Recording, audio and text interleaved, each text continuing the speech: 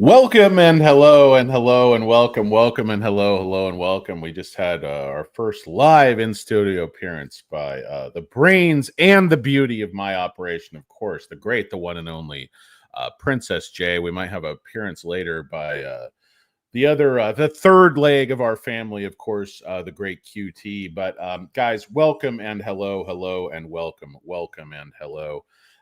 Princess J was just here helping me prepare for this extraordinary video. Of course, the great Nautilurker's here. Sorry, I forgot to text Nautilurker. My apologies, J Money. I had you on had a draft and I didn't send it. I was trying to decide when I was going to do this video. Anyway, guys, I want to talk. This is going to be a quick one on SMCI. I know I say that all the time, but I think it's actually going to be true in this instance because I've talked about why I think the company's undervalued. I'm just going to take a quick look at the chart. More importantly, for me, at the short interest, where they basically displayed this thing. When the last official short report came out, it reflected trading through the middle of March. So we have another half a month, and then we have another week. If you look at the shorting that's gone on during the month of April, it's just been like absolutely nuts. So you can go back to the official report and you can see where things were. You remember, going back to Sofi, I'd say, why are they shorting growth so much? Don't they see the EBITDA? Don't they know that that's going to catch up? And I know it's just starting to do that. And Sofi is still not making that much money. But on settlement date on 14 March, they were already 22.6%. So look at what they've done after that point. That was right here. After that, they started shorting more and more. The 14th is here in the 30s. So 44, 46, 42, 51. We've gone to this before. And anything neutral is, 30 or less. I mean, 40 is still shorting. 45 is a lot of shorting. 50s is heavy shorting. 60s is just tilted shorting. They're just, selling short desperately to hold the price down. You have to assume to kill calls. But you're not really sure. So anyway, it goes on 45. And then look what happens here on the 31st of March. And I want you to think about the chart we're going to look at in a second when you look at this, where these guys are shorting from. Do they actually know what they're doing? I mean, there's been three kinds of shorts on the stock. Okay. The first two types sort of knew what they were doing. This short that is shorting heavily from the high 20s, low 30s, I just believe they're out to lunch. Now, I think they're playing off these tariffs, off sort of the Trump madman thing where he says different stuff and the plans constantly change. But to me, there's a threshold, there's a bottom where institutions are going to come in. You have institutional ownership holding very, very steady. Okay, you would have expected if the run into the high 40s was a pump and dump, or the run into the high or the mid 60s was a pump and dump, you'd have institutions just dumping all their shares and getting out of the stock. But that's not what happened. Okay, today, guys, short volume ratio, 65%. 65% on the day. And during normal hours, the stock's only down $1.29. Okay, it pushed all the way up over $35. And this is the algo selling the stock. Notice the volume is only there in the middle. It's only there at the beginning and the end. There's no volume on this walk down. There's a lot of volume at the beginning and at the end. Okay, so this is my take on the chart. Okay, this was all a big pump and dump. The problem it happens when you get a hold of these stocks like Sofi or an SMCI. What happens if you're wrong? What happens if it's not a fraud? What happens if it's not a useless SPAC and the company doesn't die and they actually have good management and they actually continue to grow? So like I said, this stock is shorted, I think, far more heavily than Sofi ever was. And this company makes a lot of money and they grow far, far faster than Sofi. They grow far faster than Palantir. They grow faster than anybody, and like I said, if you just look at this chart, it's holding up above sort of both this long-term support line, and it's still holding in the upper end of this channel. Obviously, it fell down, sort of broke down completely, right here on August the 26th, and then tried to get back through. And you notice just when it was ready to break back through this line, they dropped Hindenburg, and it dropped right to this line. Okay, it broke through a little bit. These lines are totally legit. Tested this again right here at 48, right on this line. Tested this line back again at 26. The pump was to exactly this line again, exactly this line. I mean, look at it, guys. This is the algo working on a slope. This is just calculus, guys, or as Lou Diamond Phillips would say, calculus. What's calculus? There's no breakdown here. It doesn't matter if this thing is consolidating at 40 or consolidating at 30.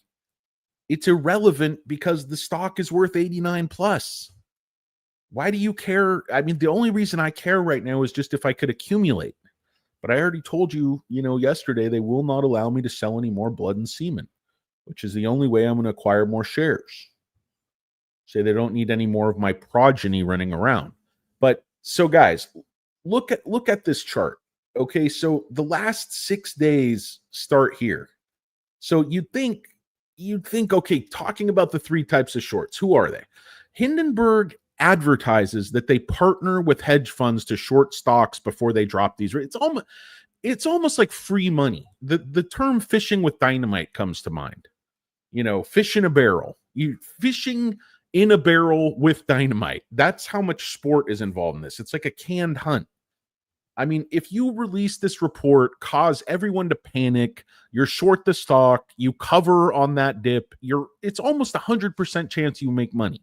It's completely irrelevant if what you're saying is true, if what you're saying is going to bear out under intense scrutiny. Like Ernst & Young quit. I get it. I think did Hindenburg know about that? Did the other hedge funds know about it? Is it impossible to tell? I don't know. Is that a leaky ship? I don't know. Somebody knew something. Somebody always knows something. Everything is a conspiracy. Just because I'm paranoid does not mean they're not out to get me, folks. But so look, so that's the first kind of short. They're insiders. They don't care about ethics. They have tiny, tiny wings. Too many Armani suits. These guys have dozens of Armani suits they've never worn. They're the only people with too much cocaine. They have a surplus of cocaine. Like, hey, Barry, what am I going to do with all this cocaine? I don't know, Porter. Does your housekeeper need some? No, she doesn't use cocaine. Oh, man. What a drag. Sounds like a real wet blanket. Yeah, she has a lot of houses to clean, though. So anyway, so those were the shorts that are just the insiders. They're juiced in. It's like Chip Jug with all juice up. It's like Free Cable, the ultimate aphrodisiac. You guys think Cable Guy was an underrated movie? Anyway, I see the Savage of Wall Street over there making some long, probably brilliant comments, but my eyes are tired and I really don't have. I'll go read some of your comments later. I really don't care though. We all love the Savage of Wall Street, but sometimes he could be a bit verbose, a bit long in the tooth. I get into his comments, go down the rabbit hole, and he's not even talking to me. He's talking to like 5 other people. He's running his own deal here. He's running a little sidebar over here. Running little scams, playing 3-card money, getting some free luxury vacations over here in the comments. Did Savage ever do that live stream? I know I'm subscribed to Savage. Why am I not getting updates? Did that live stream ever happen? Inquiring minds want to know.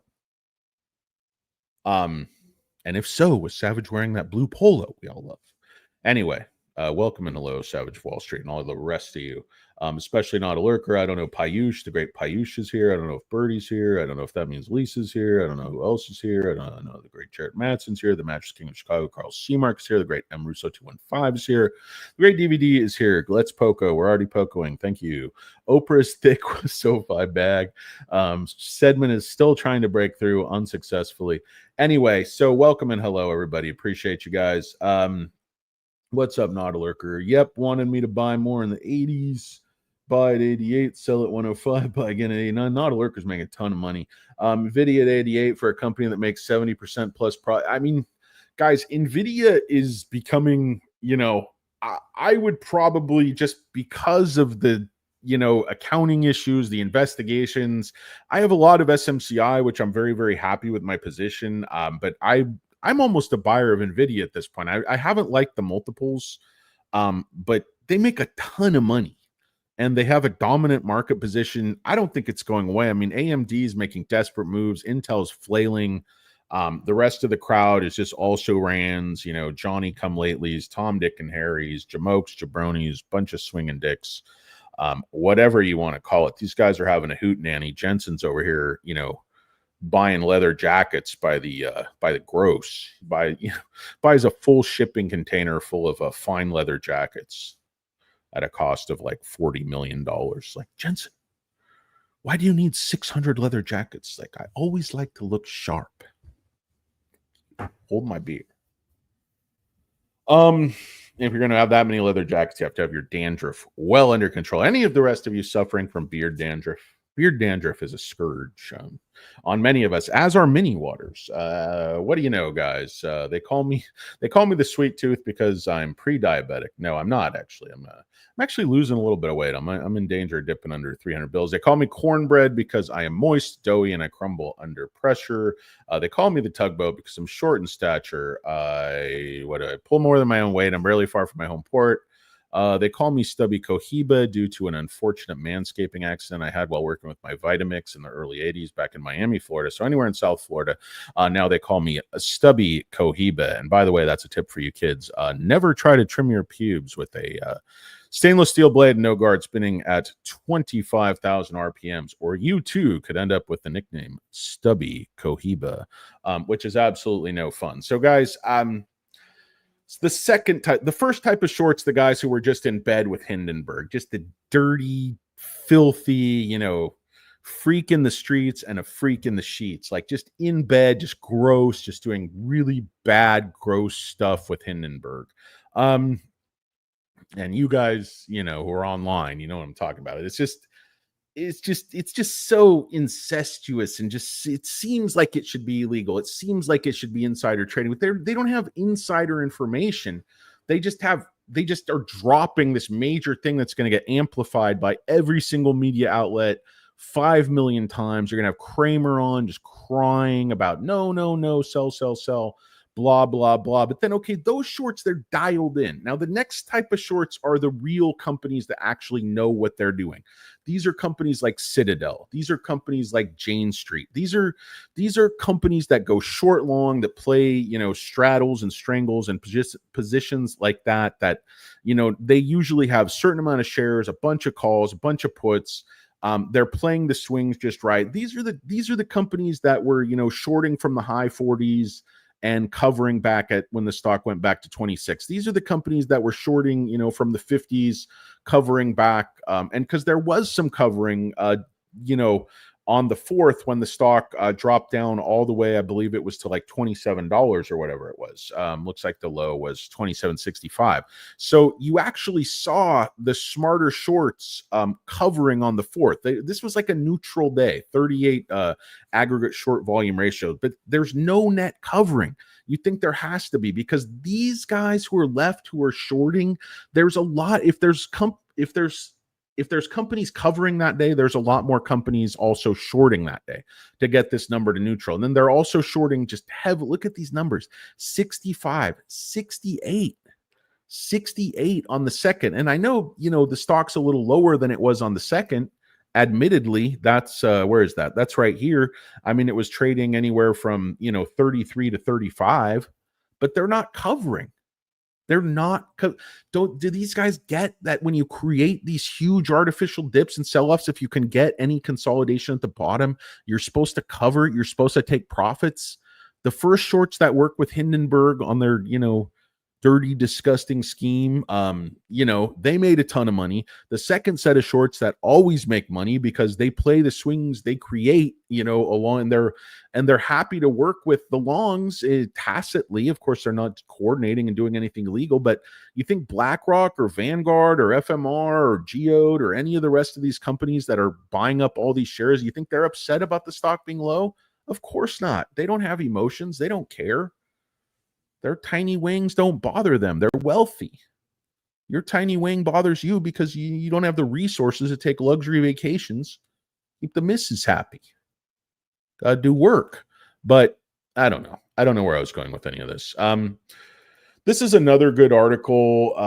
It's just go to the conclusions. It's by Anna Soku Ledoux, and if you know Sudoku, she makes a great puzzle, but she's also a decent stock analyst. Talking about how they're basically getting out of the woods, but there's still some throat, and just the stock is just absurdly undervalued. The debt position's under control.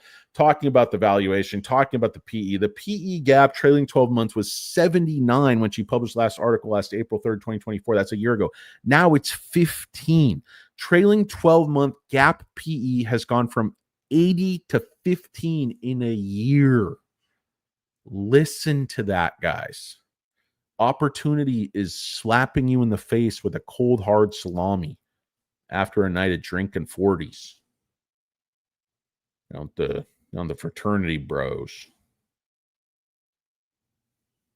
If you do gay stuff in a visor, does it count? Hey, bro. It's not gay. It is, but it's cool. Just do your thing, got a visor on. Anyway. So just read the article, guys. I'm not going to go through it. I don't have the voice. I don't have the time. I don't have the patience. I don't have the intellect. I don't have the talent. I don't have so many of the tools, the skill set that would allow me to just go through this entire article and lay it out for you chapter and verse. I'm just not going to do it. Just can't hold you guys' hand. I'd love to. I'm not your mom. I'm Danny Deals. No, I'm just, I'm your fat buddy. Anyway, conclusion. You got to have a fat friend. You got to have a fat wingman. Go out to the bars, maybe designated driver. Hey, it's my buddy. He wears mom jeans. Oh, nice to meet you. A pleasure. Anyway, so conclusion. I just like to read the conclusions. Why, start at the starting line when you start at the finish line. There's a good chance that Supermicro would not face any accounting issues in the near term. The AI boom is likely to benefit the company in the near to medium term. Assuming that accounting issues have spoiled the company's reputation are over, SMC stock is highly undervalued. In addition, Supermicro enjoys a strong balance sheet, low debt, and substantial amounts of cash. At the same time, there's strong competition, high-tech giants, HP and Dell. So I'm bullish about the stock on two conditions: continuing AI boom and no more accounting issues. We just don't know. The continuing AI boom, I think, is a virtual certainty. AI is not going away.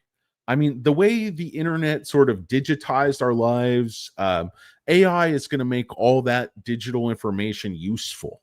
It's kind of like you get all this stuff on your phone, all these photos, all these videos, they're just trapped there. They never come out. You can't remember what's there. And you go back, oh, I want to look for a photo I took like 3 years ago. You got to look for 500 million photos. You never find the thing. You just ask AI. It does it for you. It curates, it collates, it sorts, it files. It'll do light interior windows for an extra $20. That's what AI can do for you. AI, and people are like, oh, Palantir, nobody else can touch Palantir. I'm using the Microsoft one. I just used it to write some letters, to my tenants. It's incredible. It's a big time saver. Just having to draft all these mindless things yourself, all these emails. You're talking to a bunch of, knuckle dragging cavemen who can't understand English if it, just crawls into their ear and drills a hole into their brain. So AI lets you talk to stupid people and you don't even have to think about it. That's one of the greatest benefits of AI. But we have amassed so much data. That's what companies like Tesla are trying to do. I've said for so long, everybody's so, I thought that Australian guy is so stupid. He's like, Tesla's going to put all these other car companies out of business. Tesla's not trying to do that. They're going to take market share for what's automated. They're not going to put every other car company in the world out of business by 2025 or 2030 or whatever it is. The world doesn't change that fast. We've had smartphones for decades now, and or cell phones, and you still have landlines. You're not only not going to put all the other car companies, there's still going to be ICE engines produced for years to come for a lot of different reasons. It's just people put these completely ridiculous, like the ARC people. Oh, Tesla's going to be, my bear case is $12,000. My bull case is $30,000. Well, so I'm either going to be a billionaire or a trillionaire. Oh. Anyway, guys, I don't know what I'm talking about. So, Tesla covered calls. No, that's okay. You can make a lot of money. That's great. Yeah, why not? Who doesn't like a nice 4Gs? 4 Lodge. Hey, you could go down with Aunt Sarah and put it all on the ponies.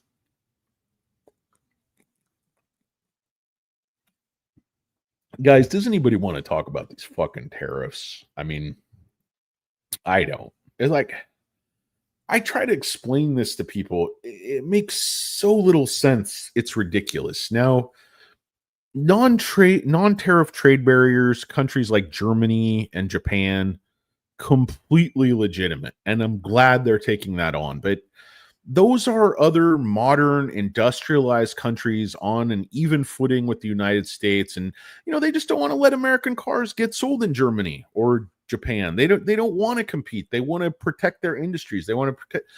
That is where we should be hammering these guys. We should be able to sell our goods into these countries just like they do into ours. And we are getting ripped off in a lot of these respects by some of these other. Now you go to the example I went over yesterday with Peter Navarro in like Vietnam. I mean, these are poor developing countries. You're never going to have they essentially can't afford to buy what we're selling unless it's like a plane or some occasional like infrastructure, power, this type of thing. The actual consumers in that country make so little income per capita. There's no way they could ever buy stuff from us. So it shouldn't be at all surprising that Vietnam sells us 15 times more than we sell them. Equal amounts of trade. A lack of a trade deficit is not the same as a lack of trade barriers. I mean, I was trying to explain this to somebody, and think about you have a town and you have like a rich side and a poor side, like two sides of the tracks. And on the one side is all the doctors and lawyers and the people who own the businesses and everything. And their average income is like $200,000. Then, on the other side of the tracks, you have people that are, cleaning houses and doing odd jobs and landscaping. And their average income is, say, 20,000 or 10,000, whatever it is. They're just working poor, just getting by government. And, the rich side says to the poor side, like, hey, you're sending way too many people over here cleaning our houses. Like, we don't send anybody over to your place to clean your house. And they're like, well, we can't afford to pay you to clean our house. You're already wealthy. Why would you want to clean our house? And it's just like the logic escapes me of expecting a very poor country to have an equal trade balance with a rich industrialized country that has a culture of consumerism and gluttony and just it's just like how does it make any sense? And you're like, no, we want an equal number of people coming to clean your house that you send to clean our house. And it's like, but we don't make enough income. Like, well, how much would you charge to clean our house once? You're like, I charge you $10,000 because I make $1,000 an hour. It's going to take me all day. I'm a very important surgeon. But I want to come. It's like, but I only make $10,000 a year. How could I pay you $10,000 to come clean my? I don't care. That's your problem. Give me the 10,000. And if you don't give me the 10,000, I'm going to bludgeon you to death with this baseball bat like Bobby D did in the movie The Untouchables. Like, team. Am I right? Team. It just doesn't make any sense. To treat Germany the same as Vietnam and expect, an equal amount of dollars to be flowing back and forth. It defies any logic. And the formula they use to calculate these tariffs, it is not based on their tariff rates or their trade protective. It's this formula just solely based on the trade deficit. They try to wrangle that into some type of, non-tariff trade barriers that are sort of intangible. And, they calculated this through some kind of God's eye formula that, Elon developed. I mean, Elon's coming out and said, Peter, and I told you yesterday, Peter Navarro's an idiot talking gibberish for 20 minutes. He has no idea what he's saying and no idea I don't know if he's on drugs or he's just, one of those Chawa things where you sit in the sweat hut. I don't know. But what he was saying was not making any sense. If he thinks we're going to have a trade balance with Vietnam, when you look at the economics, you look at the facts, and you just have any degree of common sense and understand how economics works, it's just never going to happen. That a very poor developing country with nascent industries, and that's when you use protectionism, when you have very young industries that would be crushed by, mature competition from modern industrialized economies. So, I mean, a lot of this makes sense, but it's just the one size fits all shock the entire world. And now they're already talking about, hey, everybody wants to negotiate. So, like, to a degree, it's a negotiating tactic, maybe not with China. They're 104% on China. They cut off the rare minerals. We got to invade Greenland or Canada or whatever to get our minerals. And this is all because we want to make more washing machines. Instead of, seize the opportunity to be a leader in AI, teach our kids to code, talk about taking medicine. The medicine would be modernization. The medicine would be acknowledging that our schools are failing. Why do you think Elon needs to bring in all these engineers from India and different places? It's because, I don't mean this, so it's like JD Vance was making some crack about Chinese peasants. Why don't we make a crack about Americans being fat, lazy, and stupid and too dumb and just entitled and crappy to do our own nursing? Nursing's a great paying for. Why do we have to import all our nurses? Why are we importing our doctors? Why do we have this critical doctor shortage? Because we're a bunch of lazy, entitled turds in this country.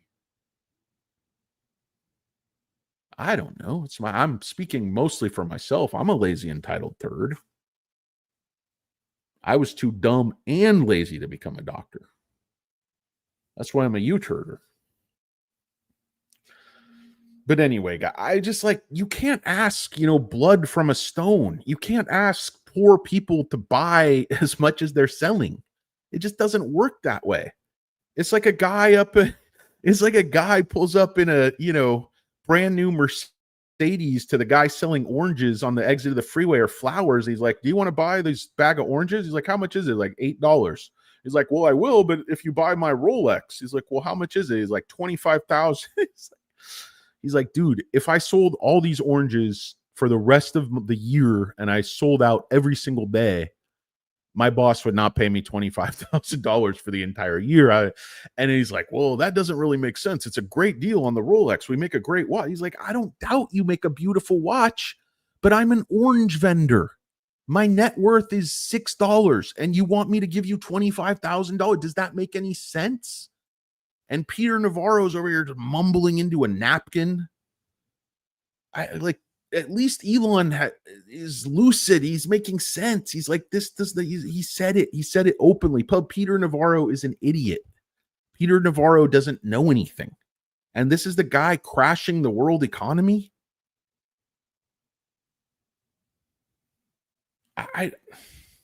How does this make any sense, guys? How? As a negotiating tactic, I don't know what else it is. Otherwise, people are talking about 80% off the stock market. I don't think that's going to happen. Seems crazy. I don't think we're going to get there. I think the dark masters of the universe, there are people out there, money rules the world, cash, everything around us. It's like there are certain, power centers that are being very upset by this administration, and it's all going to shake out. And at the end of the day, I still think the rich and powerful are going to be rich and powerful, and us lowly turds are going to be lowly turds, and those in the middle are still going to be in the middle, but things are going to shift around a bit.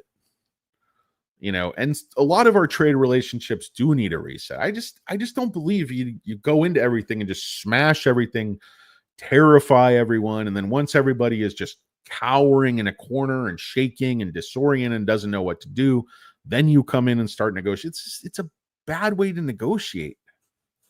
I mean, yeah, you use it, but you use it sparingly. Not with your allies. I mean, not with trading partners you need and want to go forward. Now you have all these countries just looking to bypass us, to make, the dollar not the reserve currency, looking for alternative to our treasuries. What happens if these partners in, Japan and China, they won't buy any of our, China had already been dumping our treasuries and buying gold last I saw. I don't know, guys. Maybe I just don't understand what's going on. Wahasha. Tariff Madsen, that's right.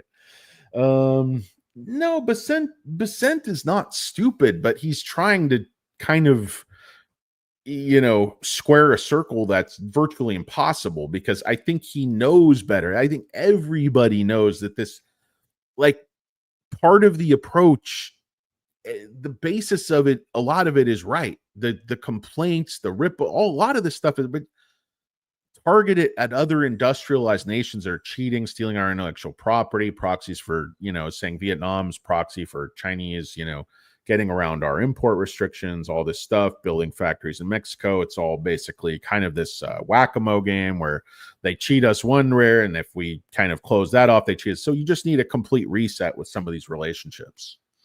And, that's fair. I think the Chinese have been stealing our own intellectual property, all this stuff, working through intermediaries, working through route holes. Just a lot of this stuff needs to be done. China's case in point.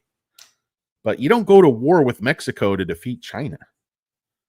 I mean, you don't go to war with Canada to defeat China. Canada's your ally.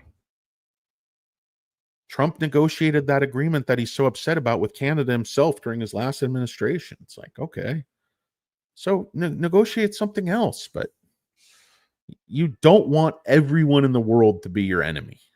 We already had enough enemies. Now we're making all our allies feel like they're our enemies. It's a very dangerous world. You need friends. You need friends, guys. Anyway, I do understand that, and I think I'm not saying Navarro's wrong about everything. I'm just saying you have to look at, is your approach the best way to achieve your goals? You could be right about a lot of the problems, and you could be right about how you want to change that and, where you want to get at the end of the day. But my problem is the tools, the strategy, the process you use to get from where we are now to get to where you want to be. You don't want to get from A to B by simply destroying everything and killing everyone in the middle and just leave, complete carnage and destruction in your wake, because even when you get what you want, the piece of what's left is going to be smaller than what you had in the first place. You don't want a more fair piece of a global economy that's been, destroyed and, shrunk down the size of a little teapot, the size of your willy when you're getting out of a cold pool. That's not what you want, a wee willy wanker. Yeah, I mean, I get your point, Elon Musk News Network. It's the globalist regime. I mean, this is meaningless hyperbole. Like, we negotiate our own trade agreements. All other countries negotiate our own trade agreements. We have trade blocks. We're not forced into these relationships. We can put tariffs on whoever we want.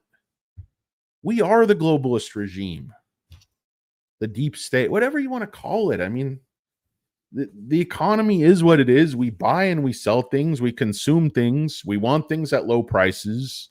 Globalism, free trade has allowed that to happen. There's been a lot of negatives to that. Vis-a-vis how China's developed, countries developing bombs, how, the Middle East there's all kinds of things. Our budget deficit, our trade deficits, but just imposing like draconian tariffs on tiny economies that are really meaningless. I don't know what that has to do with like the globalists, the elites. These are just developing economies that are like nothing burger. It just means nothing to us. We can crush these economies and these people into submission, but why? How does that benefit us? I don't know. Like I said, a lot of it makes sense conceptually to me, but just need a neat, nuanced approach. If not a scalpel, at least a hammer. And like I said, not a chainsaw or an atom bomb. Hey, Doc, I want to take off this boil on the, just lance it. Nah, go ahead and use like a, 50 cal. That's going to kill him. Yeah, but sure take care of that boil. I said, like, Trump and a lot of these guys, they're not dumb. They're definitely not dumb. I don't think Navarro's dumb. He's definitely an intelligent guy. I think he's just out to lunch. I think he's just he's looking out at a world, and I think he's sort of misunderstanding how the pieces fit together. It doesn't mean he's not has a very high IQ and all that stuff. IQ is probably higher than my cholesterol.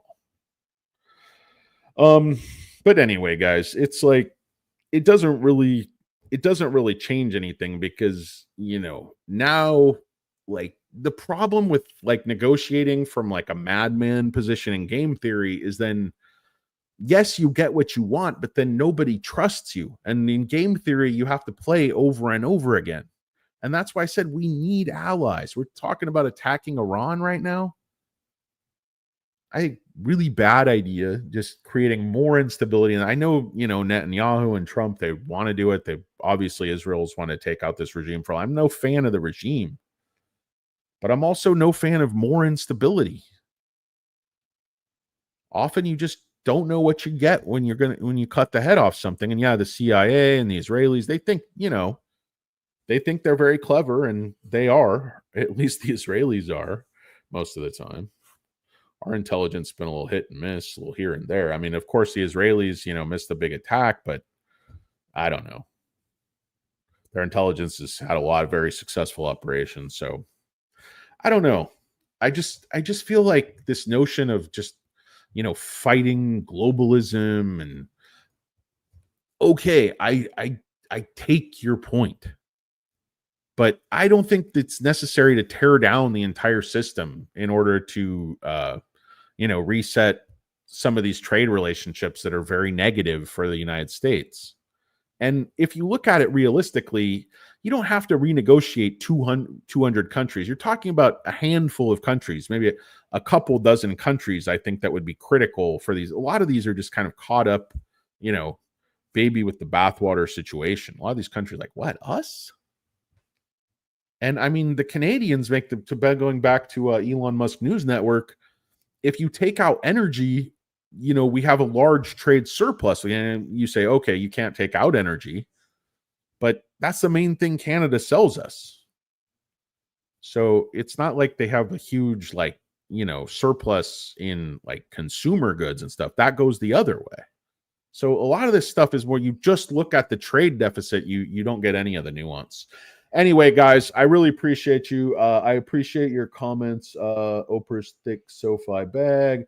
Peter, Trump thinks he's the guy everyone has to bow to. I mean, it seems like that's kind of the deal. Like, some of it is just like an ego thing, is angry, wants everybody to, call us to negotiate. Like, that would be a huge mistake if you retaliate. It's like, it's like the guy who, you come up and you punch somebody in the face, and, you got your big bodyguard behind you, and you're like, you can't punch me back. It's like, is that really make you a man? I mean, especially on some of the, like, Germany, Japan, some China, and maybe their proxies in Vietnam, and somebody very, very unfair to the United States. Let's solve the problem, but let's solve the problem without blowing up the economy so bad. As, like I said, well, we're going to win in the long term. We're setting up for long-term success, but in the long term, we're all dead. So you can't go too long term on it, because if you tear everything down, it's not going to build back up in my lifetime. I got restless leg syndrome. I got the Jimmy legs, guys. Yeah, dude, Navarro has no clue. Now, the Bissent guy, yeah, he's a smart guy. I'm not saying there's not a lot of smart people in the administration. I'm not saying Navarro's not smart. Like I said, I just don't think he has a firm grasp on today's reality. I think a lot of his opinions were informed, in the 1970s, and that shows. Like, the terminology he uses, even, he doesn't seem to understand. Like, the genie is not going back in the bottle. It's like talking about how they produce aluminum clips in Vietnam. Like, dude, do we want to produce like AI chips or aluminum clips? Do we want to produce, jet engines or buggy whips? And poor, less developed countries are not going to be able to buy a bunch of jet engines from us, but they're going to want to sell us a bunch of pants, a bunch of dungarees. So anyway, guys, I don't claim to have all the answers. I'm not saying, the administration's all wrong in their approach. I'm just saying the approach lacks, nuance, and it lacks sort of applying things on a case-by-case basis in a way that makes sense. So our national interest, is promoted as much as possible. And also, we do have to realize we live on this rock that's spinning, and these economies are tied together for better or for worse. We're not going to go back to a feudal trade system unless, you expect the world economy to shrink just dramatically. You can't close off the walls. The rest of the world is going to trade around us, and we're going to become less and less relevant, less and less powerful, less and less prosperous. And, it's just a very, very bad thing. Like, everyone is saying this now. The most conservative Republican think tanks, the most conservative Republican economists, senators, even Congress, they're starting to come out and saying, this is madness. This is absolute madness. Just taking a flamethrower to everything and going, I don't care, take your medicine. I'd be happy to take my medicine if I knew what the illness was and I knew how it was going to fix it. If I just have some doctor, with his fly undone, swinging his wang around, take your medicine. Like, I never thought I'd wish Elon was in charge of the government.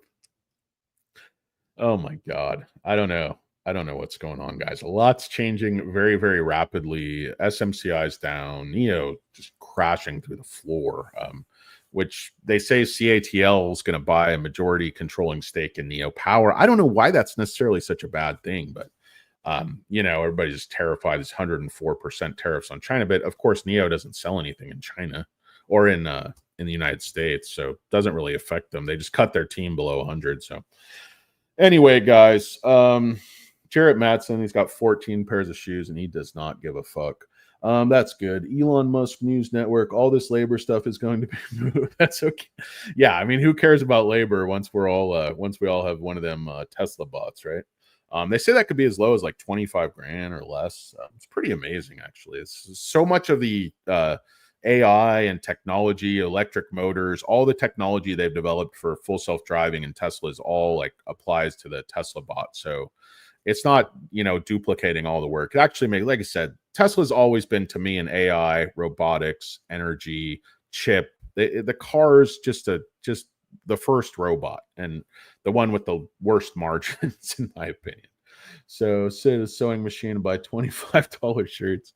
Yeah, if your grandma wants to, knit up your undershirts, you get a 3-pack of Hanes beefy TV necks. You got to get a, second mortgage. Anyway, old Clara Barton will be it definitely lacks a well thought out plan. Mongo 312. I think that's probably the understatement of the century. He's going to build a whole huge hotel in Gaza. It's going to be great. It's going to be the spring break capital of the Middle East. Blah blah blah. NEO, I want to get details on the CATL. CATL right now for me with NEO is the fact that CATL wants the swap network tells me they're going to adopt NEO's standard. It is huge, but what are the numbers? The devil's in the details. How much of NEO Power is NEO going to actually own at the end of the day? How much are we going to own as shareholders? How much cash are we going to get? Are they going to push out, all these models they're talking about going on, CATL's battery swap network? Are those going to actually, go over and be on the NEO standard, which is now going to be the CATL standard, I guess.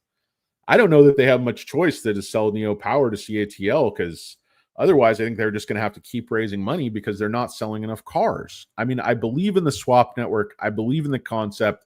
I believe in their first mover advantage. I believe it will be a significant company. But, right now, the problem is there's just not enough cars swapping. There's not enough cars being sold. I mean, this last week, they sold 1,800 NEOs and 700 Envos. Piss poor, gentlemen. Piss poor. Anyway, so I'm not selling at these levels, but I'm not buying any more shares right now. I did buy some on the big dip yesterday, so it's already gone further down. Rates may cut over 50% now. Don't sub and like whatever you do. Not a lurker. NEO has the technology. I agree with you, Kina Dimitros, but it might take a while. It might take a while to get there. Odds I may cut. Will Neo ever get to 7? It was 70. Peter Parker picked peppers. Anyway, guys, I got to run. I really appreciate you. Thank you so much for watching, guys. It is un poco mas. I'd like to thank the great Berto Birdie Avlas. I'd like to thank the great Not a Lurker. I'd like to thank the great QT. And I'd like to thank the greatest ever, Princess J. We love you here at Un Poco Mas, Princess J. We'd like to thank Savage of Wall Street, Elon Musk News Network, Kina Demetrios, Peter, Oprah's Thick SoFi Bag, of course, Mongo312. Would like to thank the great Savage of Wall Street. Would like to thank the equally great Low Country Loot and Pawn, my personal physician, anytime I need some fast cash. Need to teach kid to code day. Yeah, absolutely. Very wise words there. Anyway, Not a Lurker. Who else is here? Tennis Champ 10, Yo Poco, 6 Figs Deeps, SMCI. I'm way in deep, many 6 figs. Rule number 1: never go into a trade war against a country that bought your debt. I agree with you on that. So I just try to avoid trade wars because it's like a headbutt. Nobody wins with a trade war.